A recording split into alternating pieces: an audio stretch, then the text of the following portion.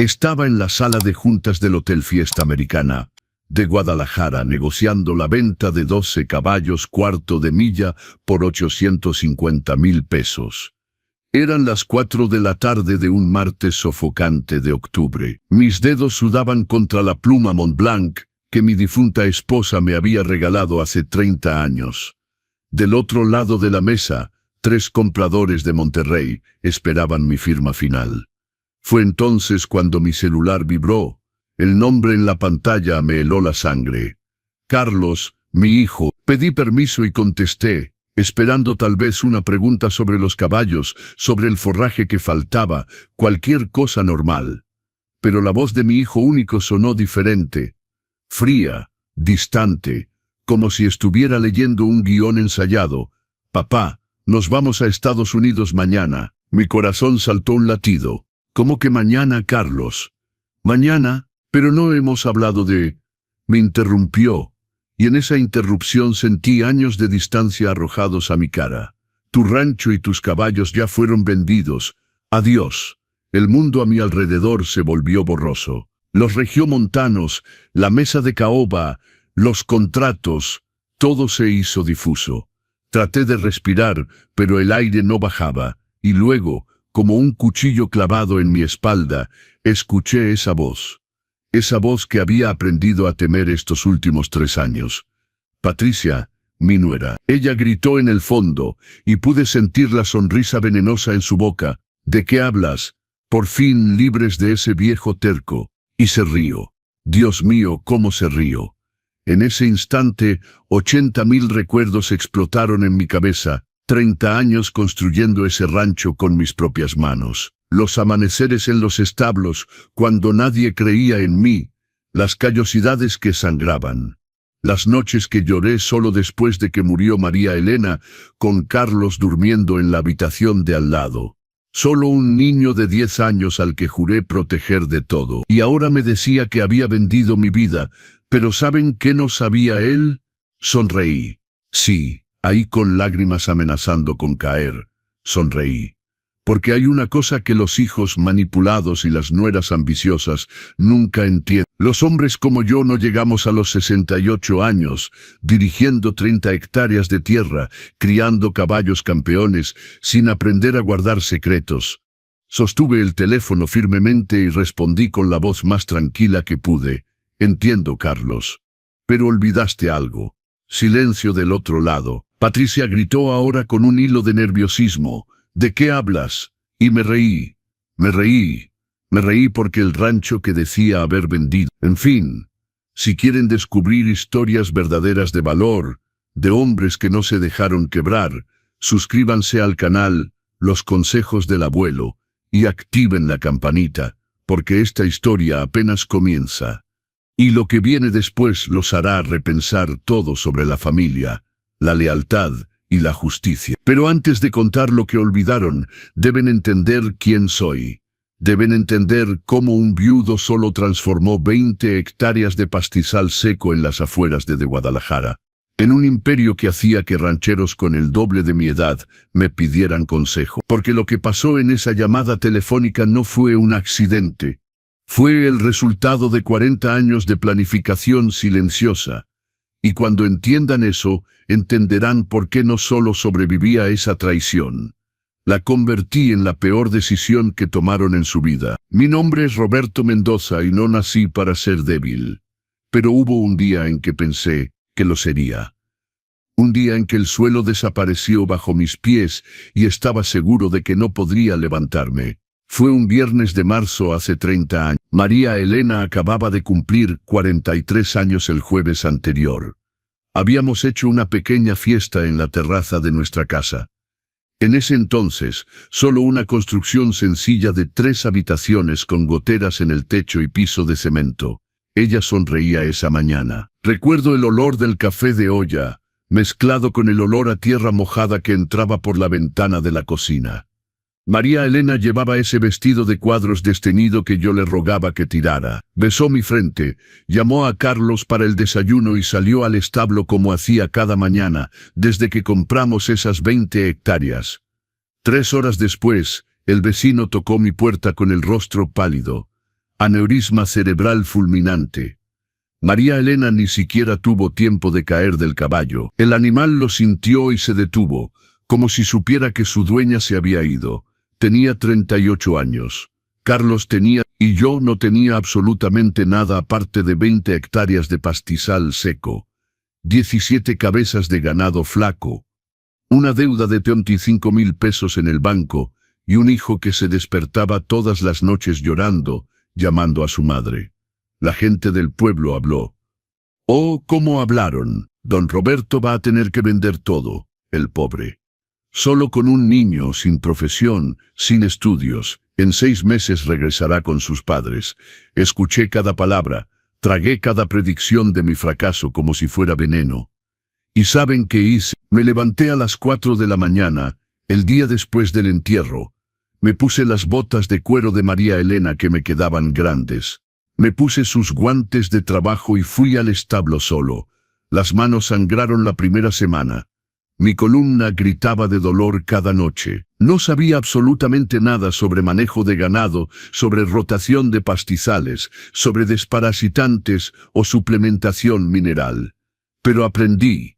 Dios mío, ¿cómo aprendí? Me levantaba cuando aún estaba oscuro. Carlos tomaba su desayuno solo antes de la escuela, porque yo ya estaba en el campo. Regresaba con las uñas sucias de tierra, con moretones en los brazos por haber sostenido postes de cerca, con quemaduras de sol que pelaban mi piel hasta sangrar. Hubo un día, nunca lo olvidaré, en que me senté en el piso del establo. Miré mis manos llenas de callos y heridas, y lloré, lloré de rabia, lloré porque estaba exhausto. Lloré porque nadie me enseñaba, porque los hombres de la cooperativa se reían del viudito que quería jugar a ser ranchero, porque el gerente del banco me trataba como si fuera un niño pidiendo dinero para comprar dulces. Pero ¿saben qué hice después de llorar? Me levanté, me sequé las lágrimas y volví al trabajo. En los primeros 5 años pagué la deuda completa, peso por peso, vendí becerros, ahorré en todo. Mi ropa, mis zapatos, mi comida. Carlos usaba el uniforme escolar hasta que se rasgaba. Yo cosía de noche. Comíamos frijoles, arroz y huevos casi todos los días. El lujo era un pollo los domingos. Pero no me rendí. Poco a poco, el rancho comenzó a respirar. Compré más ganado. Aprendí sobre genética bovina con un veterinario que tuvo lástima de mí y me enseñó gratis. Leí libros. Tomé cursos por correspondencia, me obsesioné. Cada peso que entraba lo reinvertía. Y entonces, hace 15 años, tuve una idea. Vi un caballo azteca por primera vez en una feria agropecuaria en León, Guanajuato. Era un animal magnífico. Pelaje dorado, porte elegante, ese andar que parecía una danza. El dueño pedía 140.000 pesos, una fortuna. Solo tenía 75.000 pesos ahorrados en 5 años de vacas flacas. Negocié, supliqué, ofrecí pagar en varias veces. Se rió de mí. Entonces le mostré mis libros de contabilidad. Le mostré cómo solo había transformado un rancho en quiebra en algo productivo. Le mostré mi plan para los próximos 10 años. Me vendió e incluso me hizo un descuento. 115.000 pesos. Esa yegua estrella de la mañana cambió mi vida. En 3 años me dio 4 potrillos. Comencé a participar en exposiciones. Gané premios. Mi nombre comenzó a circular en el mercado. Roberto Mendoza, el criador de caballos aztecas de Jalisco. Rancheros ricos me llamaban. Compradores venían del Distrito Federal, de Monterrey, incluso de Texas. Hace 7 años vendí un potrillo campeón por 1,400.000 pesos. Yo, el viudo que iba a fracasar. Yo, el hombre que no sabía nada. Yo que cosía el uniforme roto de mi hijo a la luz de una lámpara de petróleo para ahorrar electricidad. Compré más tierras. Renové la casa. Construí establos modernos. Contraté empleados. Mi rancho pasó de 20 a 130 hectáreas. Me convertí en una referencia. Hombres que se dieron de mí vinieron a pedirme consejo. Y Carlos, Mi hijo creció viendo todo esto, viendo a su padre trabajar como un animal para darle educación, comida, un futuro. Pagué sus estudios de administración en Guadalajara. Se graduó y regresó al rancho. Pensé que finalmente tendría un socio, alguien con quien compartir el peso de 3 décadas de lucha. Estaba tan orgulloso de él, hasta el día en que conoció a Patricia. Y todo lo que había construido con sangre, sudor y lágrimas comenzó a desmoronarse. Carlos tenía 32 años cuando me llamó emocionado, diciendo que había conocido a alguien especial. Mi corazón se llenó de alegría. Mi hijo merecía ser feliz. Había pasado años concentrado en el rancho, en los negocios, ayudándome a expandir lo que había construido. Relaciones rápidas, nada serio. Incluso había perdido la esperanza de verlo formar una familia. Papá, es increíble. Te va a encantar. La voy a traer a cenar a casa el sábado. Pasé toda la semana preparando esa noche. Hice limpiar toda la casa. Compré flores frescas, girasoles amarillos que puse en jarrones de vidrio en la sala. Preparé birria de res, un flan napolitano. Incluso saqué del armario las copas de cristal que me habían regalado en mi boda y que nunca usaba. Quería que se sintiera bienvenida. Llegó el sábado, 7 de la noche. Escuché el sonido del carro de Carlos en el camino de grava. Mi corazón latía rápido. Esa ansiedad agradable de padre conociendo a la posible nuera. Alicé mi guayabera blanca, la que usaba en ocasiones importantes, y salí a la terraza. Carlos bajó del carro sonriendo. Y luego bajó ella, Patricia. Lo primero que noté fue la edad. Claramente era mayor que mi hijo. Descubrí después que tenía 8 años más, 40 años en ese entonces. Cabello rubio de colorado, recogido en un chongo rígido, uñas artificiales rojas demasiado largas, una bolsa de marca que reconocí porque la había visto en una revista. Llevaba un conjunto de lino y tacones de aguja finos. Tacones de aguja en un rancho. Sonreí y abrí los brazos. Me saludó con 2 besos en el aire, de esos que no tocan realmente. Sus manos estaban frías. Y cuando entró a mi casa, sus ojos, Dios mío, cómo sus ojos inspeccionaron cada detalle. No era una mirada de curiosidad normal. Era un inventario. Vi cuando se detuvo frente al librero de trofeos de los caballos. Vi cuando miró fijamente el aparador antiguo de Palisandro, que había pertenecido a mi abuela. Vi cuando sus ojos se fijaron en el cuadro de la pared, un óleo que había comprado hace 2 años en una galería en Guadalajara. 17,50 pesos, obra de un artista local famoso. Sonrió, pero no era una sonrisa cálida, era calculadora. Durante la cena Patricia habló sin parar. De ella, siempre de ella. Contó que estaba divorciada, que tenía 2 hijos adolescentes de su primer matrimonio. Antonio de 17 años y Sofía de 15, que había sufrido mucho con su exmarido, que merecía recomenzar su vida con dignidad. Noté cómo tocaba el brazo de Carlos a cada frase, cómo inclinaba la cabeza cuando él hablaba, con ese gesto estudiado de alguien que sabe exactamente lo que hace. Y luego lanzó la primera puya.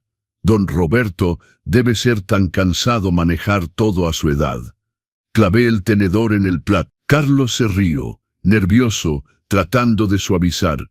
Papá es un león, Patricia, no se cansa.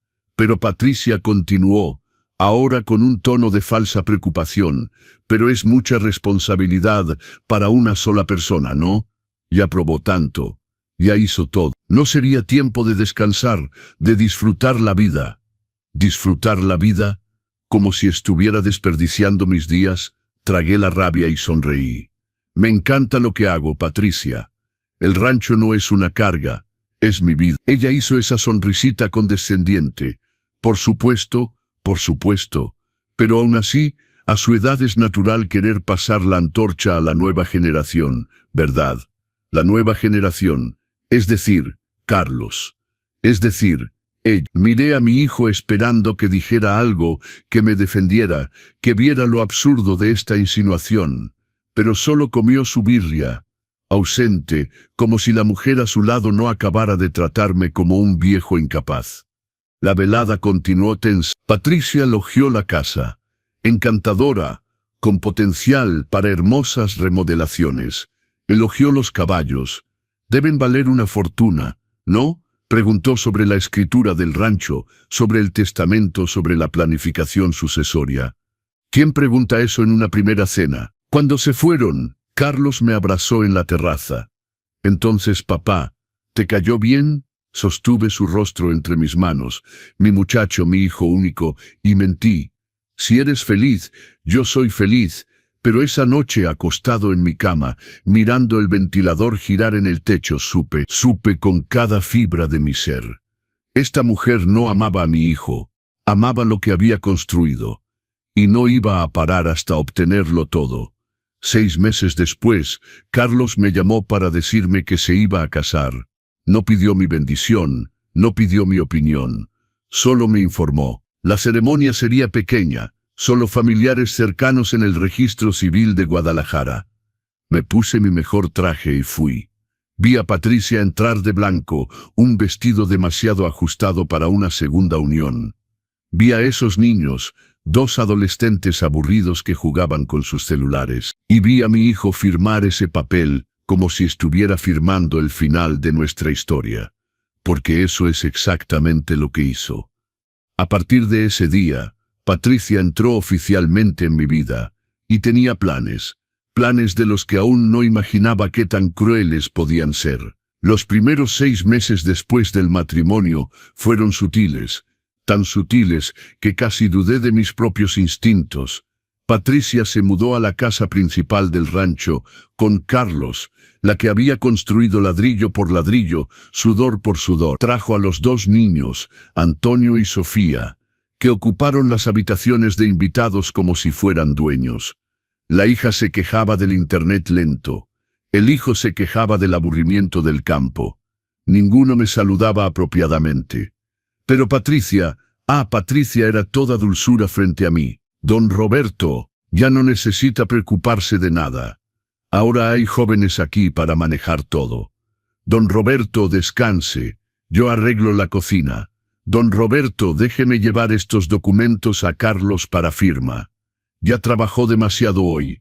Cada Don Roberto sonaba como un recordatorio. Usted es viejo, usted está pasado, usted está en el camino.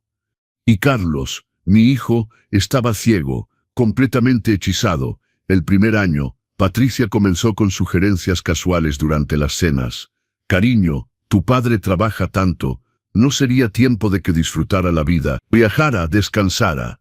Carlos me miraba con esa mirada de lástima que me partía el corazón. Papá, Patricia tiene razón, deberías tomar vacaciones. ¿Cuándo fue la última vez que viajaste? Sostuve el tenedor firmemente. Vacaciones. No había tomado vacaciones en 25 años, porque no quería, porque mi rancho era mi vida, mis caballos eran mi alegría.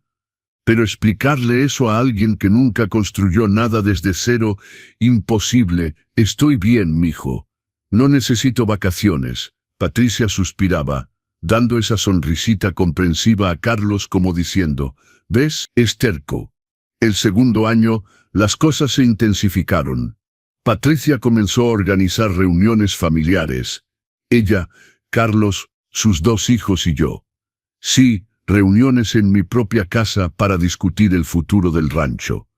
Recuerdo la primera como si fuera ayer, un domingo por la tarde después del almuerzo. Patricia trajo una carpeta de documentos, la puso sobre la mesa de la sala y dijo con voz melosa, Don Roberto, debemos hablar de planificación sucesoria. Usted no va a vivir eternamente, Dios no lo permita, pero debemos pensar en la continuidad del negocio.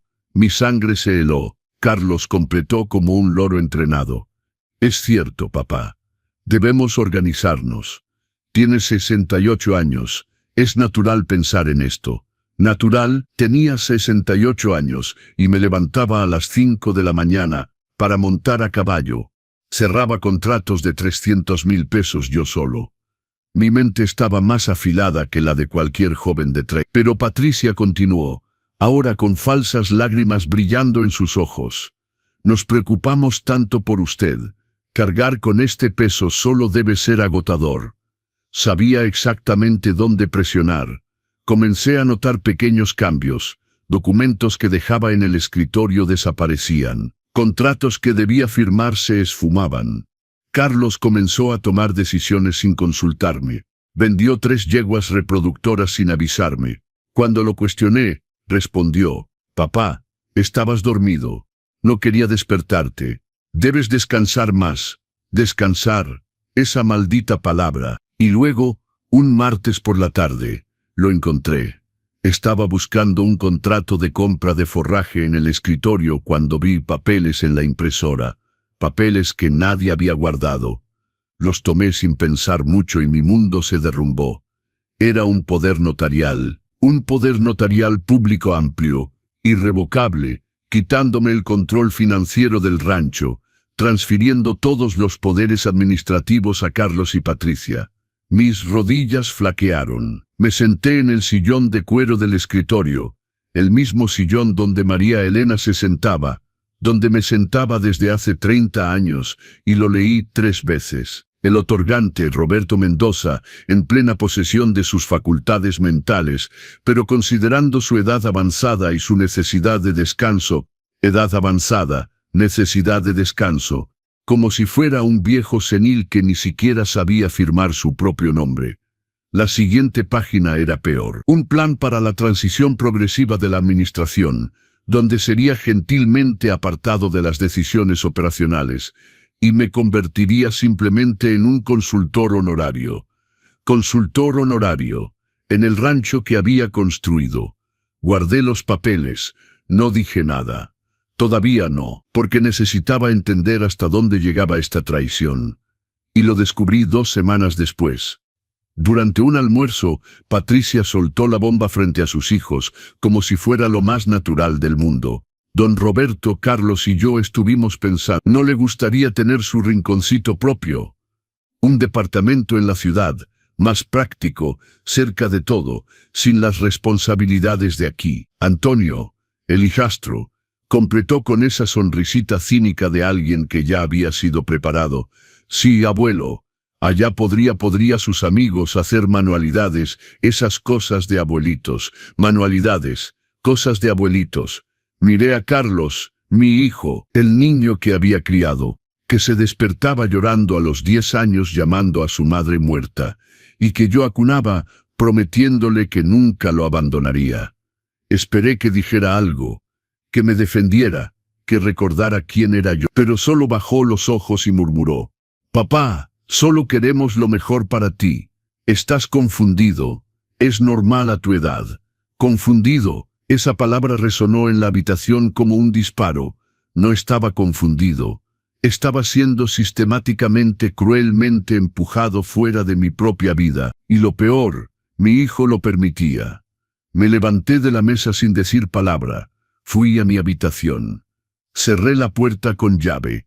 Y por primera vez en 3 décadas desde la muerte de María Elena, me sentí completamente solo. Me estaban robando, no con violencia, sino con palabras amables, sonrisas falsas, y esa arma terrible llamada preocupación. Y aún no sabía lo peor. Lo peor estaba por venir. Pasó un mes desde ese almuerzo. Un mes en que fingí aceptar mi nuevo papel. Fingí ser el viejito maleable que querían que fuera. Sonreía, asentía, aceptaba. Pero por dentro, investigaba. Comencé a prestar atención a todo. A las conversaciones que se detenían cuando entraba a una habitación. A los papeles que Patricia escondía demasiado rápido. A las miradas que ella y Carlos intercambiaban cuando preguntaba sobre las finanzas del rancho. Y luego vino esa noche. Era un jueves 2 de la mañana. Me había despertado con sed, la boca seca, esa mala sensación que viene con las noches mal dormidas. Bajé a la cocina en pijama y pantuflas, caminando suavemente para no despertar a nadie. La casa estaba en silencio, pero cuando pasé por el pasillo que lleva al escritorio, escuché voces apagadas, tensas. Venían de la habitación de huéspedes al fondo. Patricia y Carlos estaban ahí, en discusión. Mi corazón se aceleró. Me quedé paralizado en el pasillo oscuro, descalzo sobre el piso de azulejo frío, escuchando. Carlos, eres demasiado débil. Ya deberíamos tener el poder notarial definitivo. La voz de Patricia estaba llena de rabia, nada de la falsa dulzura que usaba frente a mí. Patricia, mi padre no es idiota. Si presiono demasiado, va a sospechar. ¿Y qué? Ya está viejo, confundido. ¿Quién le va a creer? Cada palabra era una puñalada.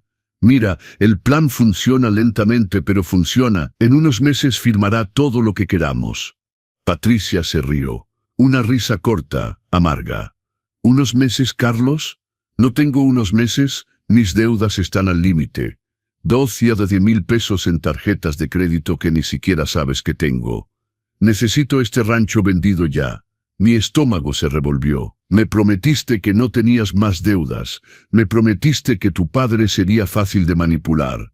Pero el viejo terco todavía se aferra a este rancho como si fuera el dueño de la vida. Silencio pesado. Luego Carlos habló, y lo que salió de su boca me destruyó.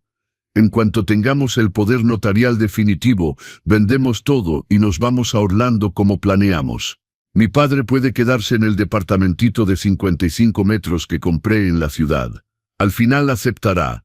No tendrá opción. 55 metros cuadrados. Ya había escogido mi exilio. Mis piernas temblaron. Me aferré a la pared para no caer. Patricia continuó. Ahora con voz calculadora. Ya transferimos 47.000 pesos a la cuenta de la compañía en Estados Unidos. Pero necesitamos mucho más. Este rancho vale mínimo 3,750.000 pesos. Con la venta de los caballos llegamos fácilmente a 5 millones. 5 millones de pesos. Ya habían calculado el precio de mi vida. Y mis hijos Patricia, Antonio y Sofía también van a tener su parte. Ella se rió. Una risa que me heló el alma. Por supuesto, cariño. Ya les prometí 300.000 a cada uno. Van a abrir los negocios que siempre quisieron. Es justo, ¿no? Después de todo, van a ser tus hijastros oficiales. Parte de la familia. Parte de la familia. Mientras que yo, el padre que había criado a Carlos solo, sería tirado en un departamento de 55 metros cuadrados. Me quedé ahí, petrificado en la oscuridad, escuchando el plan completo desenvolverse. Patricia había convencido a Carlos de abrir una LLC en Florida, una sociedad de responsabilidad limitada americana. Ya habían depositado 41.000 pesos allá, dinero al que Carlos tenía acceso como administrador temporal del rancho. Administrador temporal, ese puesto que le había dado confiando en que mi hijo nunca me robaría. Pero había peor. Thomas, ese comprador de León está presionando. Quiere cerrar la venta del rancho antes de fin de mes. Mi corazón se detuvo. Pero el rancho aún no está a su nombre. ¿Cómo vamos a vender? La respuesta de Patricia fue un murmullo venenoso. Ya está arreglado, cariño. Firmaste ese poder la semana pasada, ¿recuerdas? Solo ajusté algunos detalles. Falsificamos la firma en 2 documentos de transferencia. El notario es amigo del primo de mi primo. No hará preguntas. Falsificaron mi firma. Falsificación de documentos. Delito federal. Y mi hijo había aceptado eso. Patricia, es arriesgado. Lo arriesgado es quedarse en esta miseria siendo el empleado de tu propio padre. Tienes 35 años, Carlos. Es tiempo de que tengas tu propia vida. El meteo. Llamó empleado a mi hijo en el rancho que había ayudado a construir conmigo. Y si descubre, Patricia se rió. Esa risa que nunca olvidaré. ¿Quién le va a creer a un viejo de 68 años contra documentos firmados y sellados? Solo debemos aguantar 3 semanas más. 3 semanas y estaremos en Orlando, comenzando de cero con 5 millones de pesos en el banco. Sin ese viejo controlando cada uno de tus pasos. Viejo. Esa palabra que usó para el hombre que abrió su casa, su mesa, su corazón para recibirla. Retrocedí lentamente, paso a paso, hasta regresar a mi habitación. Cerré la puerta con cuidado. Me senté al borde de la cama. Y no lloré. No lloré porque las lágrimas no resolverían nada. Las lágrimas no recuperarían. Las lágrimas no impedirían la venta fraudulenta de mi rancho. Miré la foto de María Elena en la mesita de noche. Mi esposa muerta hace 30 años que me había dejado con un hijo de 10 años, y una promesa: cuida a nuestro niño, Roberto. Haz de él un hombre de bien. Lo había intentado. Dios mío, cómo lo había intentado. Pero en algún lugar, entre los años y las manipulaciones de esta mujer, había perdido a mi hijo, o tal vez nunca fue quien pensé que era, pero una cosa sabía: no iba a dejar pasar esto. Porque si algo me habían enseñado 30 años de lucha era esto: Roberto Mendoza no era hombre de rendirse. Y esa víbora que dormía en la habitación del fondo acababa de firmar su propia condena. Decidí no confrontarlos. Todavía no, porque cuando conoces el golpe antes de que llegue, tienes el poder, tienes la opción, puedes planear, pero debía actuar rápido. A la mañana siguiente llamé a mi antiguo abogado, el licenciado Enrique Durán, un hombre de 60 años que me conocía desde hace 20. Expliqué todo, cada detalle de la conversación que había escuchado. Se quedó en silencio durante 10 largos segundos. Roberto, esto es muy grave. Falsificación de documentos, desvío de fondos, fraude. Tu hijo puede ir a la cárcel. Lo sé, pero necesito pruebas concretas antes de actuar. ¿Quieres investigar? Quiero, pero discretamente. Nadie puede saber, especialmente Carlos. Enrique suspiró. Considéralo hecho. Colgué y miré por la ventana de la cocina. Patricia estaba en la terraza, pintándose las uñas de rojo, riéndose por teléfono con alguien, probablemente contándole a una amiga cómo estaba a punto de volverse millonaria. En ese momento me prometí: esta mujer iba a pagar, y Carlos también. Pero antes de que pudiera montar mi estrategia completa, llegó mi cumpleaños. 68 años. Patricia insistió en hacer una pequeña fiesta para mí. Solo la familia y algunos amigos cercanos de ella. Gente que nunca había visto en mi vida. Traté de negarme, pero Carlos suplicó: papá, Patricia quiere hacer algo especial para ti. Te quiere mucho. ¿Me quiere? ¡Qué broma cruel! Acepté, porque a estas alturas estaba recolectando municiones. Cada palabra, cada gesto falso, cada humillación, todo iba a ser usado contra ellos. El almuerzo fue un domingo al mediodía. Patricia decoró la mesa con arreglos de flores artificiales, lirios de plástico rosa fuerte que yo odiaba. Hizo lasaña recalentada y compró un pastel industrial de la panadería con ese betún demasiado dulce. Llegaron 10 personas. Amigos de Patricia, una pareja de empresarios de León, 2 amigas que no paraban de tomarse selfies, su primo, el del notario corrupto. Gente superficial, ruidosa, que ni siquiera sabían mi nombre correctamente. Me senté en la cabecera de la mesa en mi propia casa como un invitado, y entonces comenzó. Durante el almuerzo Patricia levantó su copa de vino barato, y hizo un brindis fuerte para que todos escucharan. Quiero hacer un brindis por don Roberto, que hoy cumple 68 años. Un hombre, ¿cómo decirlo?, de mucha fibra, ¿verdad? Construyó este rancho completamente solo después de enviudar. La gente aplaudió cortésmente. Ella continuó, ahora con ese tono de lástima que me daba ganas de gritar. Pero ahora toda persona fuerte debe saber cuándo parar, ¿no es cierto? Don Roberto ya probó tanto, ya hizo tanto. Ahora es momento de descansar y dejar que nosotros, la nueva generación, manejemos todo. Sus amigos asintieron en acuerdo, haciendo esas caras de pobrecito. Una de ellas, una rubia oxigenada de unos 40, añadió: «Ay sí, mi mamá era así. Terca, no quería soltar el negocio hasta que un día tuvimos que internarla por su bien, ¿sabes? Internarla». La palabra quedó suspendida en el aire como veneno. Patricia sonrió. Esa sonrisa. Bueno, esperamos no llegar a eso con don Roberto, pero a veces la vejez trae confusiones, ¿verdad? Es natural. Miré a Carlos esperando, suplicando que dijera algo, que defendiera a su padre, que le recordara a esta gente quién era yo. Pero solo tomó un sorbo de vino, mirando su plato. La peor parte vino al momento del pastel. Patricia lo trajo de la cocina cantando las mañanitas completamente sola. Nadie la acompañó. Lo puso frente a mí y dijo fuerte: «Ándale, don Dorto, sople mientras todavía tiene aliento». Risas. Risas de toda la mesa. Como si fuera un chiste, una reliquia, un viejo inútil tolerado en su propia casa. Soplé las velas. No pedí deseos. ¿Para qué? En ese momento ya no tenía esperanza en nada. Cuando terminó el almuerzo, traté de hablar del rancho, de un contrato importante que debía cerrar, de los caballos que necesitaban atención veterinaria.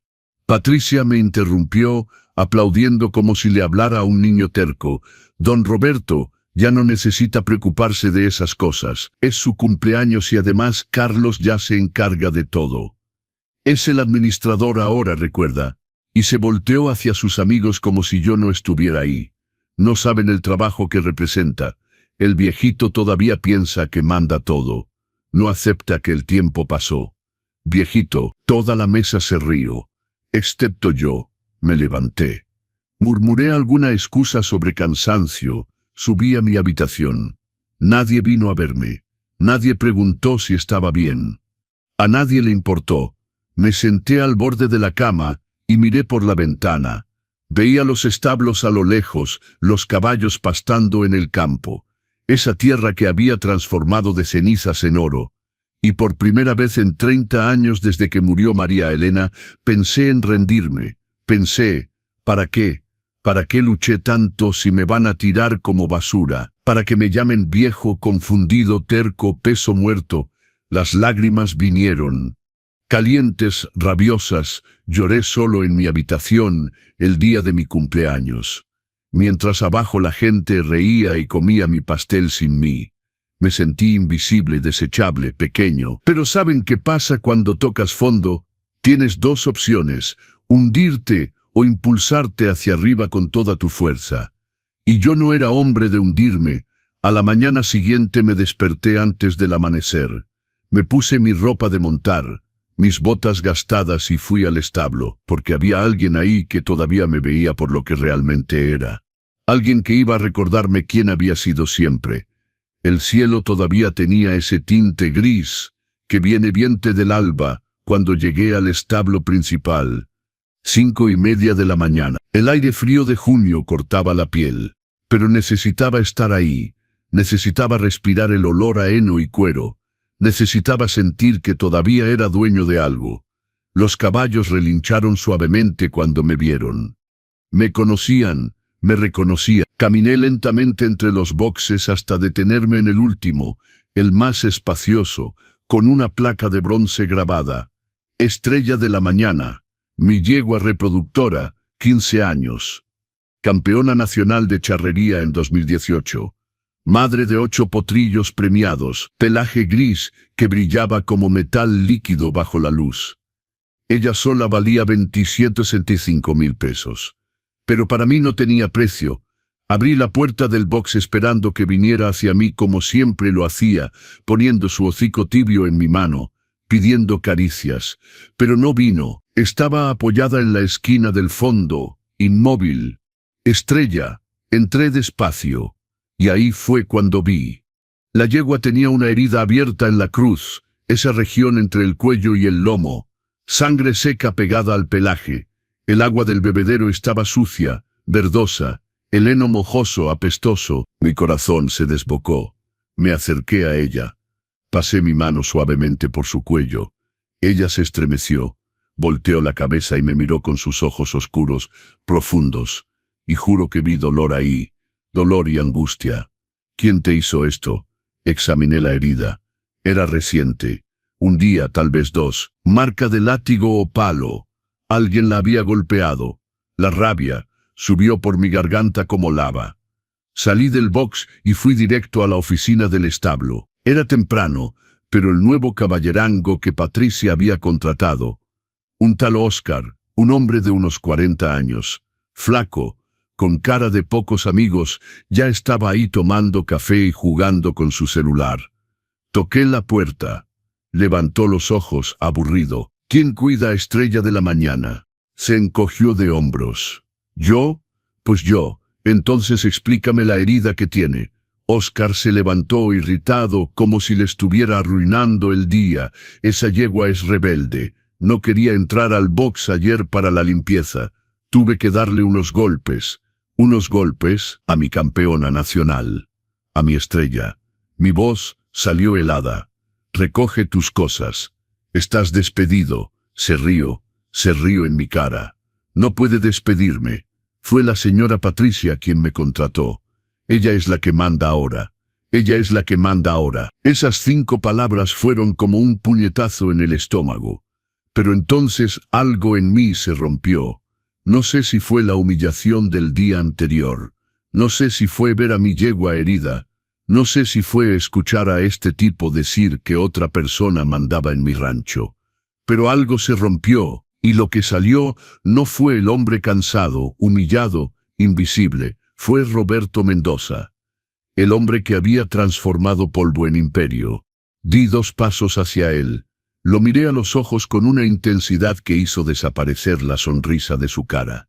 No te pregunté quién te contrató. Te dije que estás despedido. Recoge tus cosas y sal de mi propiedad antes de que llame a la policía por maltrato animal. Trató de argumentar, pero no lo dejé. Tomé el teléfono, marqué el número del encargado del rancho. Don Valentín, hombre de confianza que trabajaba conmigo desde hace 10 años, y ordené: Valentín, Óscar se va ahora. Acompáñalo hasta el portón. Y de ahora en adelante, nadie es contratado o despedido sin mi autorización. Nadie. Óscar se fue soplando, maldiciendo en voz baja. No me importó. Regresé al establo con Estrella. Pasé las siguientes 2 horas cuidándola. Personalmente, limpié la herida con suero fisiológico y pomada antibiótica. Cambié el agua. Puse heno fresco. Cepillé cada centímetro de su pelaje, hablando suavemente, disculpándome por haber dejado que eso pasara. Y mientras hacía eso, mientras sentía el calor del cuerpo de la yegua, el olor fuerte del establo, el sol levantándose por la ventana, algo en mí se reencendió. Estrella puso su hocico en mi hombro. Ese gesto simple que siempre hacía. Su forma de decir: todo está bien, estoy aquí. Ahí fue cuando entendí. Esta yegua tenía 15 años. Había sido campeona, había dado potrillos de valor, había construido un legado, y sin embargo se había defendido cuando la maltrataron. No se rindió, no aceptó pasivamente. Si ella podía luchar, yo también. Apoyé mi frente contra la suya, cerré los ojos e hice una promesa: nadie te volverá a lastimar, y nadie me volverá a lastimar. Salí del establo con la mente afilada, clara, determinada. Fui directo a la ciudad. Manejé los 50 kilómetros hasta Guadalajara sin detenerme. Entré a la oficina del licenciado Enrique Durán. Estaba en reunión, pero cuando la secretaria dijo que era urgente, me recibió inmediatamente. Roberto, ¿está bien? Me senté en el sillón frente a su escritorio. Lo miré a los ojos y dije con voz firme: quiero que investigue a mi hijo y a mi nuera. Quiero todos los movimientos financieros de los últimos 2 años. Quiero saber a dónde va cada peso. Quiero rastrear esa compañía en Estados Unidos. Quiero pruebas de todo. Y quiero un detective privado que vigile conversaciones, documentos, todo. Enrique me miró sorprendido. Conocía al Roberto cansado y lloroso de la semana anterior. Pero el hombre frente a él ahora era diferente. Va a costar caro. No importa. Uso mi dinero personal. Ni un peso del rancho. Tomó su libreta. Está seguro, porque si encontramos lo que cree que vamos a encontrar, su hijo puede ir a prisión. Respiré profundo. Entonces que vaya, porque no cría un ladrón. Y si eligió serlo, pagará las consecuencias. Enrique asintió. Comenzó a notar. Salí de esa oficina 3 horas después con un plan. Un detective contratado. Un contador forense judicial en camino. Y una determinación de hierro en el pecho. Regresé al rancho, manejando despacio, mirando el paisaje. Los campos dorados. El cielo azul infinito. Las cercas que yo mismo había ayudado a levantar. Y entendí algo fundamental. No había construido todo esto para rendirme. Ahora Patricia había cometido un error fatal. Había subestimado al hombre equivocado. Y Carlos, mi hijo, iba a aprender de la manera más dura lo que significaba traicionar a Roberto Mendoza. La guerra había comenzado, pero esta vez yo tenía las armas. Los 4 meses siguientes fueron los más difíciles de mi vida. No por el dolor, estaba acostumbrado al dolor, sino por la actuación, porque tenía que fingir que no sabía nada, fingir ser el viejo confundido que querían que fuera, sonreír a Patricia, estar de acuerdo con Carlos, aceptar cada humillación con la cabeza baja, mientras por dentro reunía cada migaja de evidencia. El licenciado Enrique trabajó rápido. En 2 semanas, el detective privado que había contratado, un ex policía federal llamado Pablo Mercado, ya había comenzado a destrozar la vida de Patricia y Carlos. Las reuniones siempre eran en la ciudad, en un café discreto cerca del Palacio de Justicia. Inventaba excusas. Voy al médico, voy a arreglar cosas en el banco, voy a visitar a un amigo. Patricia ni siquiera preguntaba. Pensaba que finalmente estaba aceptando mi lugar. La primera bomba cayó un martes de agosto. Pablo puso una carpeta sobre la mesa del café. Adentro estados de cuenta bancarios. Don Roberto, su nuera tiene 11.100.000 pesos de deuda en tarjetas de crédito. 6 tarjetas diferentes, todas al máximo. Mi estómago se revolvió. 210.000 pesos. Compras de lujo, ropa de marca, joyas, restaurantes caros. Mantenía un nivel de vida que no podía pagar y ocultaba todo a su hijo. Tomé los estados de cuenta. Leí línea por línea, tiendas de las que nunca había oído hablar. Cantidades absurdas. 7.500 pesos en una cena. 17.500 en una bolsa. 31.000 en una clínica estética. Mientras yo usaba las mismas botas desde hace 8 años. Hay más, Pablo continuó, pasando otros documentos. Ella prometió a los hijos de su primer matrimonio, Antonio y Sofía, que recibirían una herencia de su suegro abuelo para abrir negocios. Mostró mensajes de WhatsApp que había logrado interceptar. Mi sangre se heló al leerlos. Patricia Antonio, cálmate, mijo. En 3 meses, cuando el viejo firme todo, tendrás tu dinero para la tienda de videojuegos. 300.000 pesos como prometí. Patricia Sofía, hija, tu salón de belleza se va a hacer. El rancho se va a vender, y tendrás tus 300.000 también. Solo hay que ser pacientes con este suegro terco. Estaban contando mi dinero, dividiendo mi vida antes de que yo muriera. Pero lo peor estaba por venir.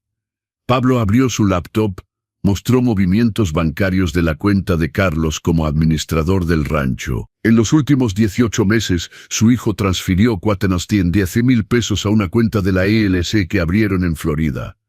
Sunshine Farms, LC, 410.000 pesos, dinero de la venta de ganado, de caballos, de contratos que yo había cerrado, desviado hacia Estados Unidos. Y hay más. Vendieron 30 becerros por anticipado. Recibieron 205.000 pesos de un rastro en Aguascalientes. Y el dinero desapareció. No entró en la contabilidad del rancho. Hice los cálculos mentalmente.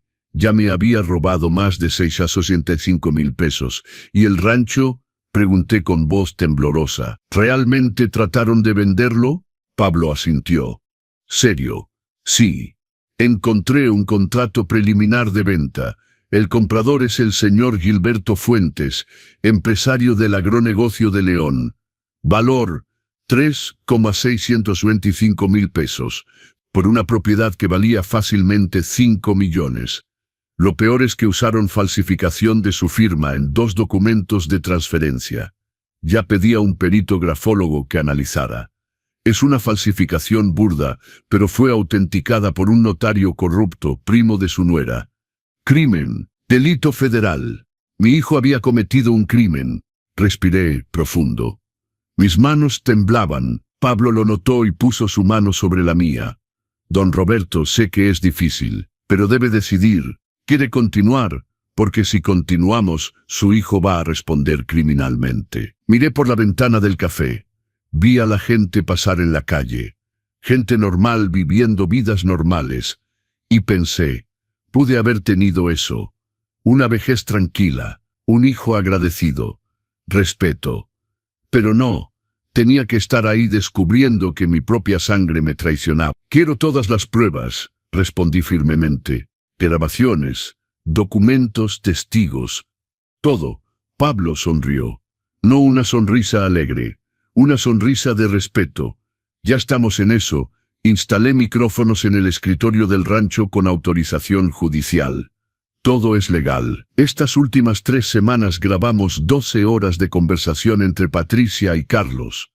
Planificación detallada de cómo van a dividir el dinero, cómo lo van a convencer de firmar un poder irrevocable, cómo lo van a instalar en un departamento pequeño mientras ellos viven en Estados Unidos. Instalarme como si fuera un mueble viejo que ya no sirve. En las semanas siguientes, Pablo trajo más, mucho más. Conversaciones grabadas de Patricia, llamando a Carlos débil y manipulable, con sus amigas. La cuenta bancaria secreta, donde depositaba dinero de pequeñas ventas del rancho que Carlos autorizaba.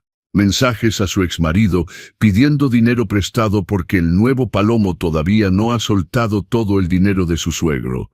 Palomo llamó a mi hijo Palomo, y lo más impactante, descubrí que Patricia lo había planeado todo desde antes del matrimonio. Había investigado a Carlos, descubierto el rancho, mi patrimonio. Se había acercado a él intencionalmente. Un golpe calculado. Mi hijo no había sido seducido. Había sido cazado, pero eso no lo eximía. Porque en algún momento eligió el dinero. Eligió a la esposa manipuladora. Eligió traicionarme. A finales de noviembre, meses después del inicio de la investigación, Pablo puso una memoria USB en mi mano. Todo está aquí, don Roberto. Pruebas suficientes para arrestarlos a ambos. Fraude, falsificación de documentos, desvío de fondos. Su abogado puede presentar una denuncia penal. Guardé la memoria USB en mi bolsa. Ese pequeño objeto de plástico contenía la destrucción de la vida de Patricia y Carlos, mi hijo. Esa noche me senté solo en la terraza. Miré las estrellas. Pensé en María Elena, en qué haría ella, qué diría, y decidí, no solo iba a exponerlos, iba a hacer que cada humillación que me causaron les fuera devuelta con intereses, porque hay una diferencia entre venganza y justicia, y lo que iba a hacer era justicia pura.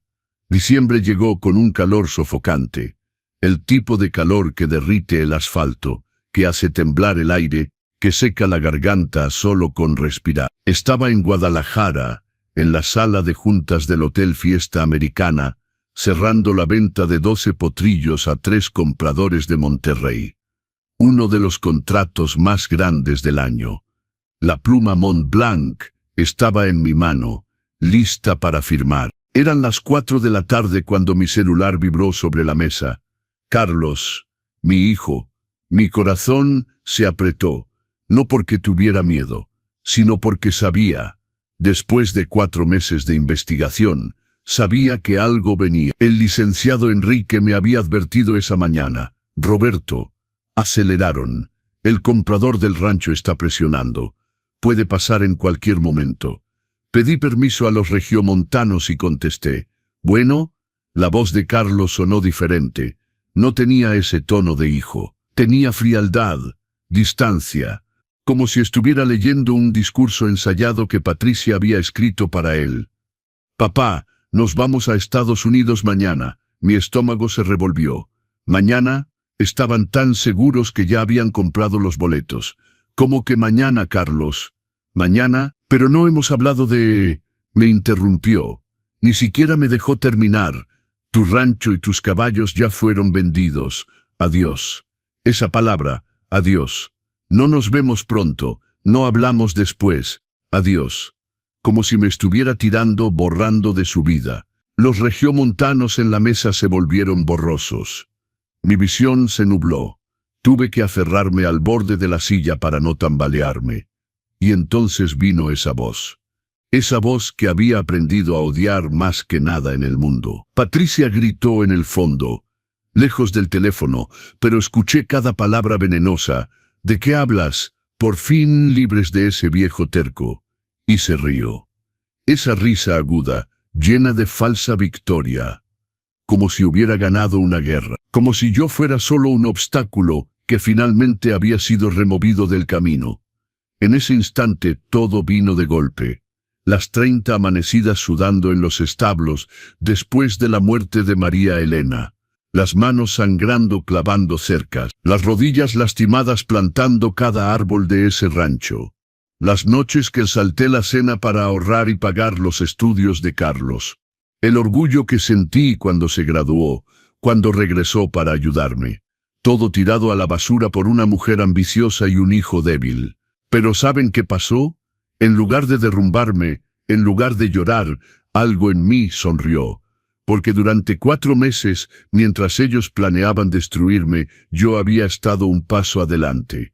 Tenía pruebas, grabaciones, documentos, testigos. Conocía cada peso robado, cada mentira dicha, cada firma falsificada.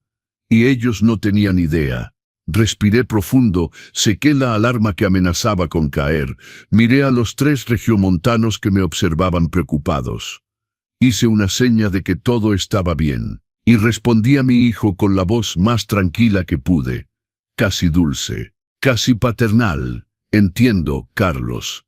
Pero olvidaste algo. Silencio del otro lado de la línea. Podía sentir la confusión, el nerviosismo, la sensación de que algo no estaba bien. Patricia gritó de nuevo, ahora con un hilo de desesperación en la voz. ¿De qué hablas? Y sonreí. Una sonrisa auténtica. Porque esto iba a ser tan delicioso desmantelar su farsa. Vendieron el rancho, ¿verdad? Carlos tartamudeó. Yo, sí. 3. El comprador ya pagó 906,150 de anticipo.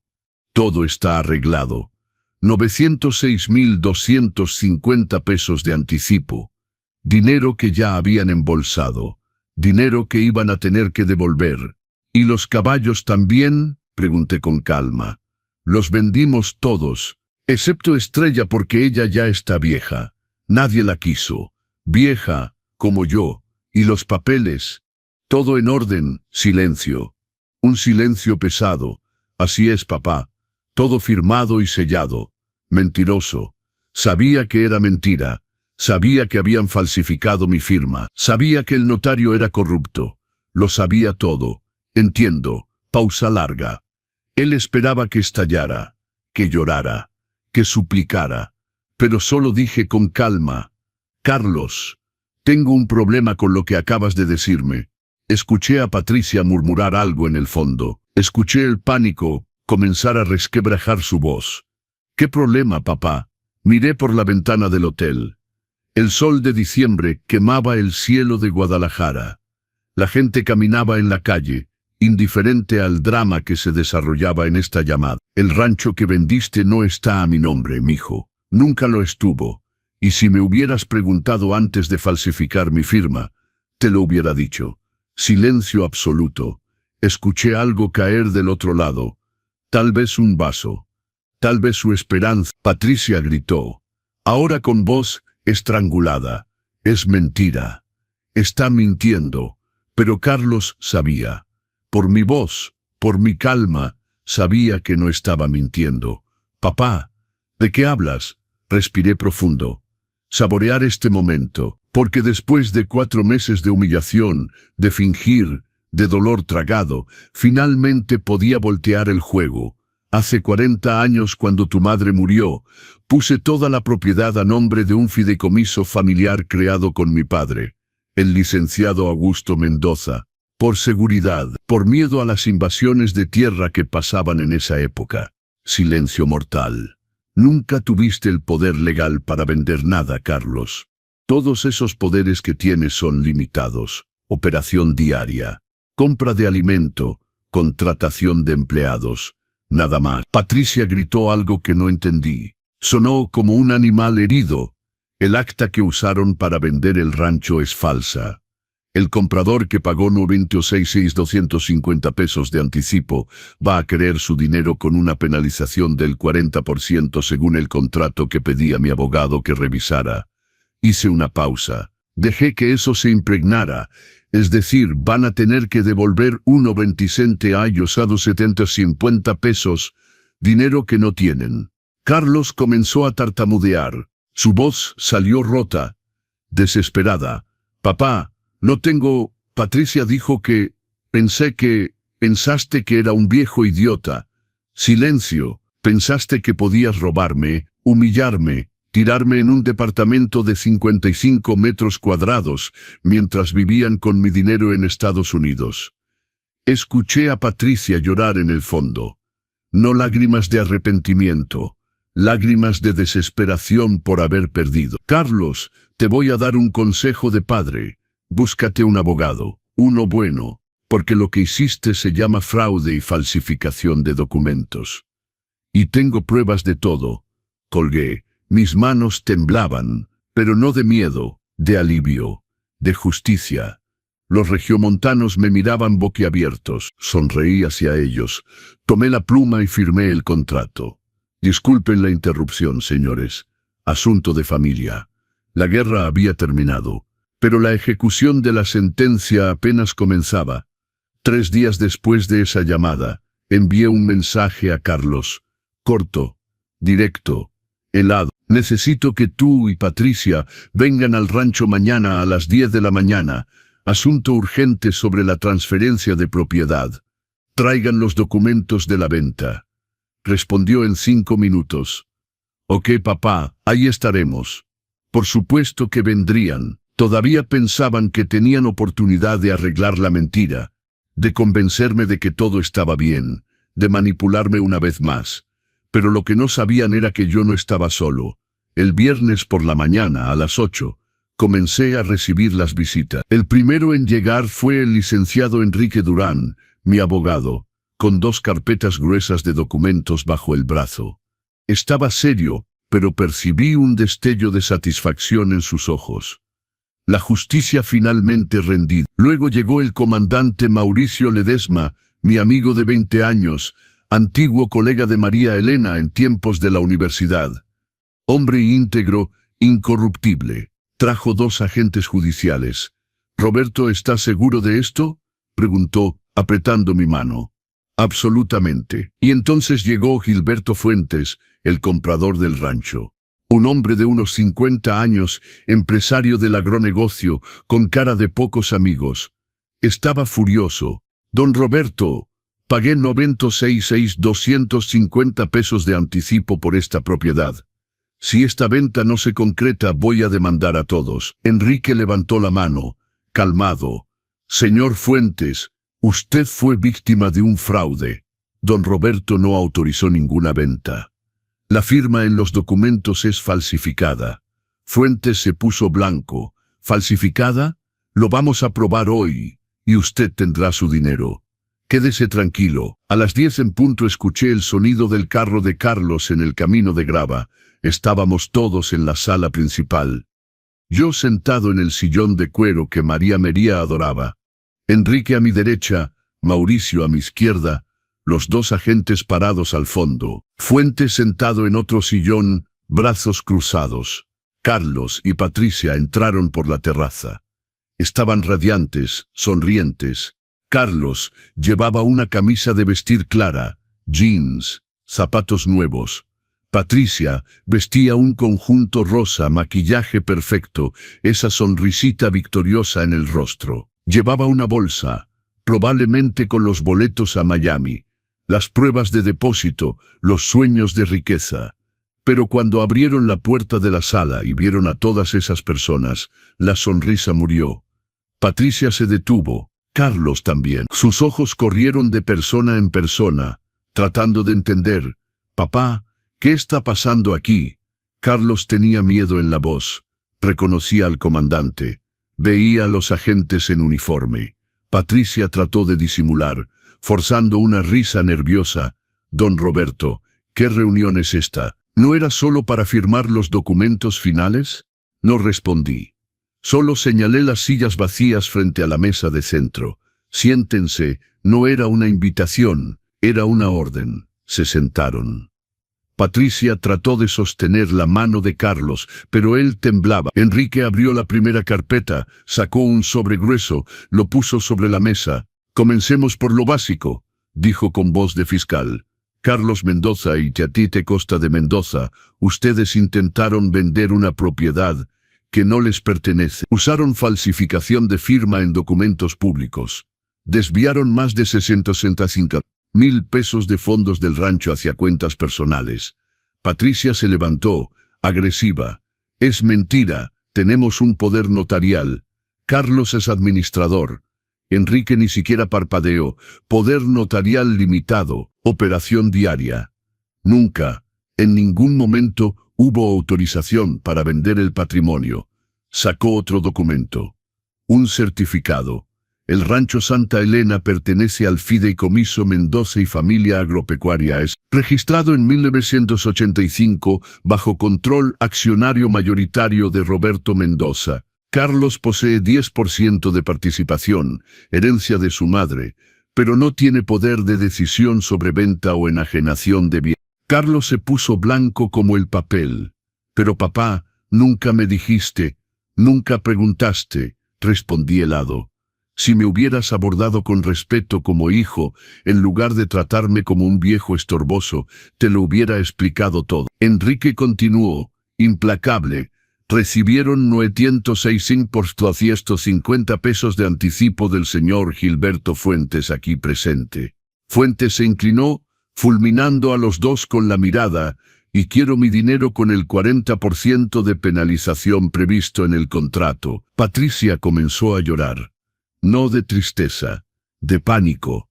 No tenemos ese dinero, ya gastamos, ya compramos, ya transferimos, ya robaron, completé, 40,000 pesos desviados a Estados Unidos, cuento entre 45,000 pesos de venta irregular de ganado, más el anticipo de Fuentes. En total, 1,5731, 250 pesos. Enrique sacó otro sobre. Este era el más pesado. Aquí están las grabaciones. 4 meses de conversaciones interceptadas legalmente con autorización judicial, donde ustedes planean en detalle cómo deshacerse de don Roberto. Puso una pequeña grabadora sobre la mesa. Presionó play. La voz de Patricia llenó la sala. En cuanto tengamos el poder notarial definitivo, vendemos todo y nos vamos a Orlando. Tu padre puede quedarse en el departamentito de la ciudad. Al final aceptará. No tendrá opción. Carlos comenzó a llorar quedito, las manos en la cara.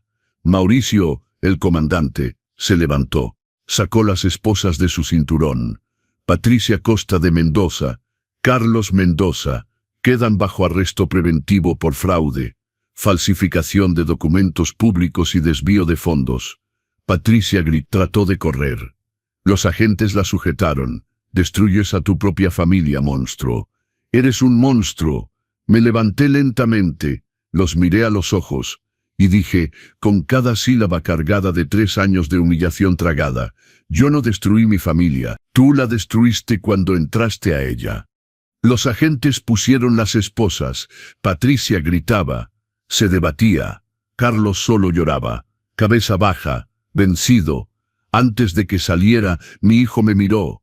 Y en esa mirada vi al niño de 10 años que había perdido a su madre. Vi al joven que había criado solo. Vi al hombre que pudo haber sido. Y vi al criminal en que se había convertido. Papá, perdóname. No respondí. Solo volteé la cara. Porque el perdón, mijo, se gana con el cambio. Y tenías un largo camino por delante. La comisaría de Guadalajara era helada esa tarde. Aire acondicionado viejo. Haciendo ruido. Olor a café recalentado y papeles viejos. Me senté en una silla de plástico dura mientras el licenciado Enrique discutía con el comandante Mauricio los siguientes pasos. Patricia estaba en una sala de interrogatorio gritándole al abogado que había conseguido a último momento. Carlos estaba en otra, silencioso, mirando sus propias manos esposadas. La ley de detención preventiva salió para ambos. Enrique vino hacia mí con los documentos. Roberto, el fiscal va a proponer acusación la semana que viene. Las pruebas son sólidas. Van a responder por fraude calificado, falsificación de documentos públicos y desvío de fondos. Pena acumulada. Patricia puede tomar hasta 10 años. Carlos, siendo delincuente primario y habiendo cooperado en parte, tal vez 6 años, 10 años, 6 años, números que parecían irreales. Y si hacen un acuerdo, Carlos tiene más oportunidad. Si confiesa todo, reembolsa lo que pueda, demuestra arrepentimiento sincero, podría purgar en régimen semiabierto. Patricia, más difícil. Ella fue el cerebro. Tenía antecedentes de fraude en otra jurisdicción. Descubrimos ayer, le hizo un golpe similar al primer esposo. Entonces eso era. Patricia era una estafadora profesional. Y Carlos solo había sido una víctima más. Un idiota, sí. Pero una víctima, eso no lo inocentaba. Pero explicaba. En las semanas siguientes, el juicio avanzó rápido. Mauricio fue eficiente, el juez imparcial, las pruebas irrefutables. La primera audiencia fue en enero. Patricia entró a la sala esposada, en uniforme naranja de la prisión preventiva, cabello despeinado sin maquillaje. Parecía 10 años más vieja. Me gritó, «Es tu culpa. Nunca me aceptaste. Me trataste como basura desde el primer día». El juez golpeó su martillo. «Silencio o será evacuada». Lloró, el arma que usaba también para manipular. Pero ahí, en esa sala fría, ya no funcionaba. Su abogado trató de alegar que había sido influenciada emocionalmente, que sufría de trastornos, pero las pruebas eran demasiado claras. Mensajes de ella planeando cada paso. Videos de ella gastando el dinero robado en restaurantes caros. El historial de fraudes previos. La sentencia de Patricia salió en marzo. 6 años y 8 meses de reclusión en régimen cerrado, sin derecho a régimen abierto. Pérdida de todos los bienes adquiridos con dinero desviado. 2 carros importados, joyas, el depósito de 30,000 pesos que había hecho para un restaurante en Orlando. Gritó cuando escuchó, insultó al juez. Me insultó. Fue arrastrada afuera por los agentes de seguridad. Carlos fue diferente. En su audiencia, 2 semanas después, entró cabeza baja, flaco, ojeras profundas, barba sin hacer. Parecía un fantasma del hijo que había criado. Cuando el juez preguntó si tenía algo que declarar, pidió hablar. Se levantó. Me miró. Yo estaba sentado al fondo de la sala. Y su voz salió rota. No tengo excusas. Hice todo de lo que me acusan. Robé a mi padre. Traicioné al hombre que me crió solo, que trabajó hasta sangrar para darme un futuro. Yo me perdí. Lágrimas corrieron por su rostro. Fui débil. Creí en promesas vacías. Pensé que el dinero me haría feliz. Y en el proceso destruí a la única persona que siempre me amó de verdad. Miró al juez. Merezco ser castigado. Merezco pagar por todo. Y voy a pasar el resto de mi vida tratando de ser digno del apellido que llevo. El silencio en la sala era pesado. La sentencia de Carlos, 4 años en régimen semiabierto, más la obligación de reembolsar toda la suma desviada. Con trabajo remunerado, parte del salario sería destinado a la restitución. Aceptó en silencio. No apeló. Pero lo peor de todo no fue su prisión, fue lo que pasó con el resto. Gilberto Fuentes demandó a ambos por el reembolso de los... Como no tenían el dinero, hubo embargo de bienes. El departamento de 55 metros que pertenecía a Carlos, embargado y vendido en subasta. Los carros, vendidos. Incluso la ropa de marca de Patricia fue a remate. Pero todavía faltaba dinero. Fuentes obtuvo un bloqueo judicial de las ganancias futuras de Carlos por los próximos 15 años. El 30% de cualquier salario o ingreso sería destinado al pago de la deuda. 15 años. Mi hijo iba a pagar por esta elección hasta los 50 años. Los hijos de Patricia, Antonio y Sofía, regresaron con su padre biológico, un empresario de Aguascalientes que los recibió. Ya no quisieron hablar con su madre nunca más. Descubrieron que ella había mentido sobre todo, incluso sobre su padre. Antonio me contactó por mensaje un año después de la prisión de su madre. Don Roberto, quiero disculparme. Mi madre nos enseñó a verlo como un enemigo. Hoy entiendo que solo se defendió. Lo siento, respondí con amabilidad. No era responsable de tener una madre estafadora. Sofía nunca me contactó, pero supe que entró a la Facultad de Derecho, trabajando de día y estudiando de noche. Tal vez queriendo entender cómo nunca más dejarse engañar. Patricia trató de contactar a Carlos decenas de veces. Cartas que él no respondía, llamadas que él no contestaba, hasta el día en que ella apareció en la cooperativa donde trabajaba. Carlos me llamó esa noche, voz firme. Papá, Patricia apareció hoy. Dijo que todavía me amaba, que podíamos empezar de nuevo, que todo era tu culpa por haberle tendido una trampa. Mi corazón se aceleró. ¿Y qué hiciste? La mandé lejos. Le dije que el único amor que tuvo fue por tu rancho, no por mí, y que si reaparece, voy a pedir una orden de restricción. Sonreí del otro lado de la línea. Hiciste lo correcto, mijo. Aprendiste del mejor. En cuanto a mí, los primeros meses después de las sentencias fueron extraños. El rancho seguía funcionando. Siempre había funcionado porque nunca paré. Pero había un silencio diferente. Las habitaciones que Patricia, Carlos y los hijastros ocupaban estaban vacías. Mandé limpiar todo, donar su ropa a asociaciones de caridad. Los muebles que ella había comprado con dinero robado, vendidos. Cada peso regresó a las arcas del rancho. Tenía mi casa de nuevo, pero también estaba solo de nuevo. Las primeras semanas no pude visitar a Carlos. Enrique preguntó si quería ir, pero siempre inventaba excusas. Estoy ocupado con los caballos. Debo cerrar contratos. No es el momento. La verdad, tenía miedo. Miedo de mirar a mi hijo a través de esa ventana de visitas y ver al niño que había criado. Miedo de sentir lástima, miedo de debilitarme. Pero en mayo, 3 meses después de la prisión, reuní valor. Era un martes.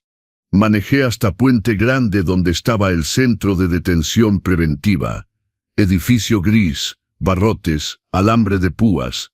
Ese lugar donde mi hijo dormía ahora. Pasé la requisa. Dejé mi bolsa, mi celular, todo. Entré a la sala de visitas.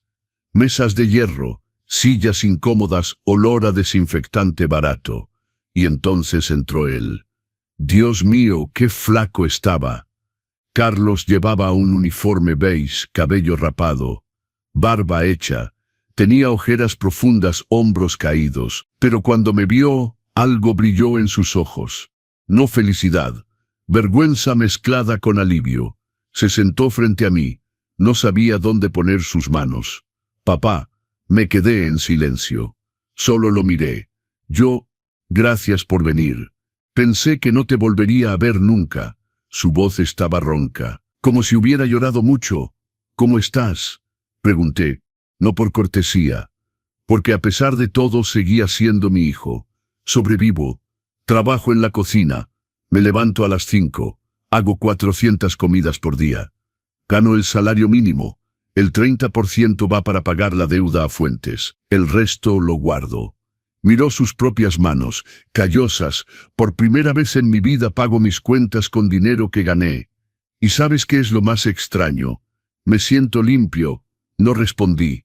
Todavía no estaba listo para consolarlo. Papá, sé que lo destruí todo. Sé que nunca me perdonarás.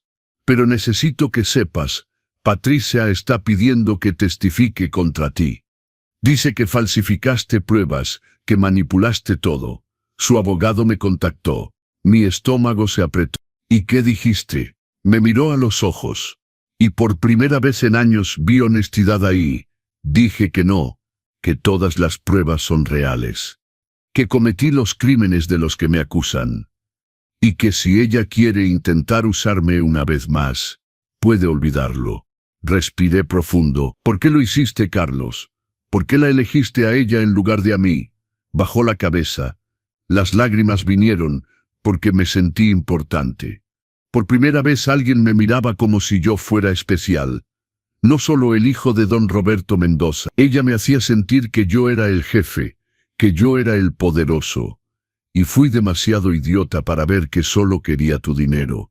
Silencio pesado. Pero la culpa no es solo de ella, papá. Es mía. Elegí creer la mentira porque era más fácil que enfrentar la verdad, que nunca fui ni la mitad de lo que eres tú. Y en lugar de trabajar para ser mejor, quise tumbarte. Esas palabras me cortaron, pero eran verdaderas. Tienes razón, dije con calma.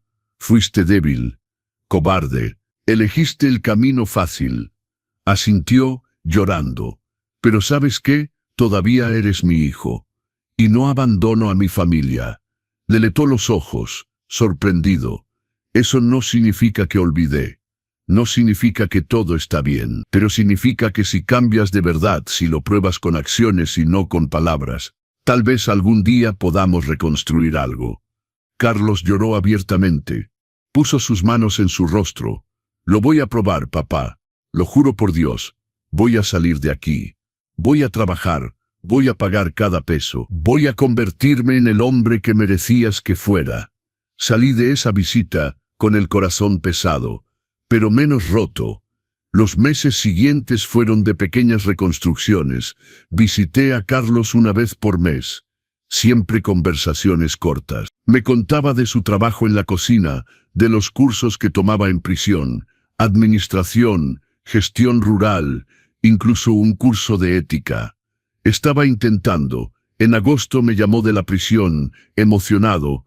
Papá, obtuve el régimen semiabierto. Voy a poder trabajar afuera durante el día y regresar a dormir. Encontré empleo en una cooperativa agrícola cerca de aquí. Salario de 8.500 pesos. 8.500 pesos. Una miseria comparado con lo que hubiera podido ganar en el rancho.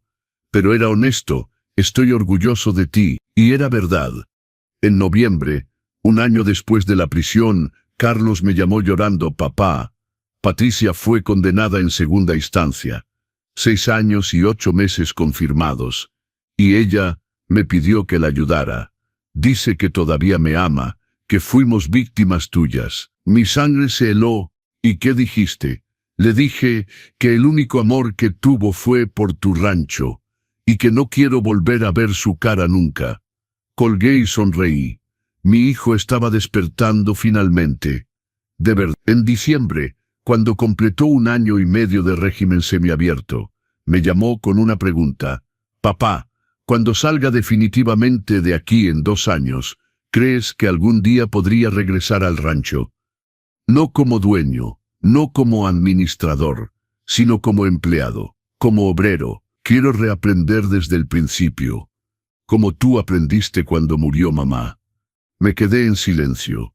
Ya veremos, Carlos, ya veremos si pruebas que lo mereces. Lo voy a probar, papá. Te lo prometo, y por primera vez en años, le creí. Porque el perdón no es olvidar. El perdón es dar una oportunidad de volver a empezar. Y mi hijo finalmente estaba haciendo que mereciera esa oportunidad. 2 años y medio pasaron desde ese día en la sala, cuando vi a Carlos y Patricia esposados. 2 años y medio de reconstrucción lenta, de cicatrices que sanan, de aprender a confiar de nuevo. Y durante ese tiempo, cada personaje de esta historia recibió exactamente lo que merecía. Patricia purgó 3 años y medio de sus 6 años y 8 meses, cuando obtuvo progresión a régimen semiabierto por buena conducta. Según su abogado, se había vuelto modelo en prisión. Trabajó en la lavandería, tomó cursos. Pero yo conocía la verdad. Gente como Patricia no cambia, solo aprenden a esconder mejor. Cuando salió en julio, trató de reconstruir su vida. Pero descubrió que la reputación no se recupera tan fácilmente. Las deudas que había dejado, 315.000 pesos entre tarjetas, usureros y juicios, la perseguían. Su nombre estaba en lista negra. RFC bloqueado. No encontraba empleo. Trató de abrir un salón de belleza en Aguascalientes, usando el nombre de terceras personas. Quebró en 4 meses. Los hijos, Antonio y Sofía, cortaron contacto completamente. Su padre, un empresario decente al que ella había calumniado durante años, los acogió y les dijo toda la verdad. Descubrieron que su madre siempre había sido manipuladora, que el primer matrimonio había terminado por golpes similares, que habían sido usados como peones en una estrategia mayor. Antonio me contactó por mensaje un año después de la prisión de su madre.